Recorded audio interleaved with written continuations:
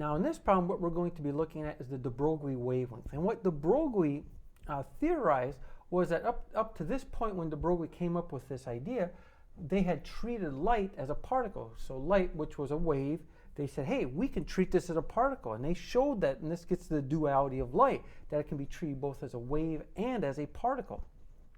Well, deBroglie said, well, if I could treat light as a particle, why can't I do the converse? If something is a particle, could I treat that as a wave? And he thought about the electron. He said, hey, since we treat the electron as a particle, let's see if it has wave-like characteristics or wave-like properties for it.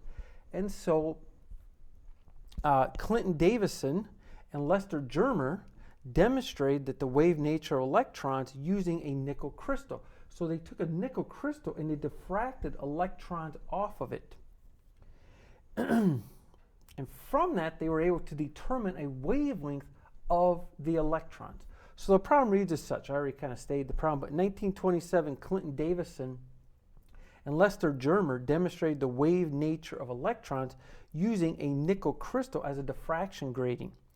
Consider electrons accelerated to an energy of 100 electron volts, and then we want to determine the wavelength of that electron. And so for that, we're going to use we're going to use the deBroglie wavelength. All right, so we want to convert the electron volts into joules, because we're used to doing things in joules, and 1 electron volt is equal to 1.609 times 10 to the negative 19th joules is what that is. Now we do the arithmetic, the electron volts cancel, we end up getting 1.609 times 10 to the negative 17th joules. All right, now recall that kinetic energy is equal to 1/2 mv squared. And what we want to do is we want to solve for the velocity. And so I'm going to use a different color. And so our velocity is equal to the square root of twice the kinetic energy upon the mass. In this case, happens to be a mass of an electron.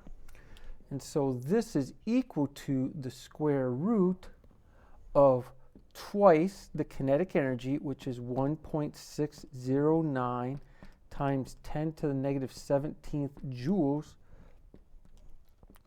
divided by the mass of an electron, which is 9.109 times 10 to the negative 31st of a kilogram.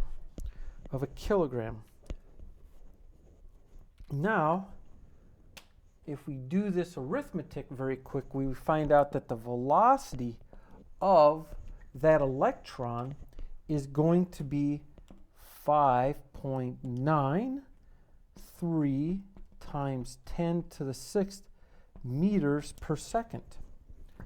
Now, momentum, P, so we found the velocity of the electron. Now, P is going to be the mass times the velocity, and that is equal to 9.109 times 10 to the negative 31st kilogram times, now our velocity, which we found, which is 5.93 times 10 to the 6th meters per second. And so our momentum, our P, is equal to what I got for a value for that is 5.40 times 10 to the negative 24th, and that's going to be a kilogram meter per second is going to be our momentum. Now, the deBroglie wavelength is lambda is equal to h all over p.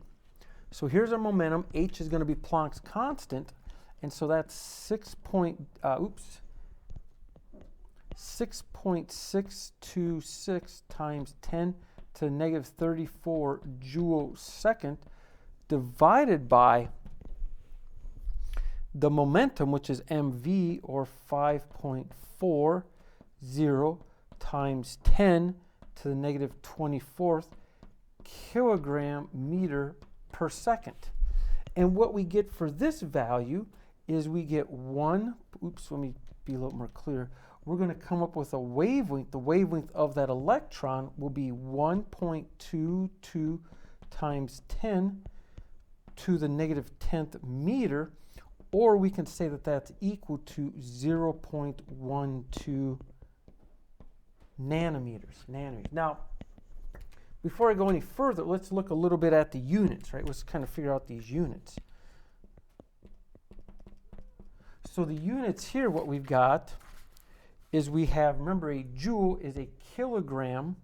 So a joule is a kilogram meter squared per second squared is what a joule is.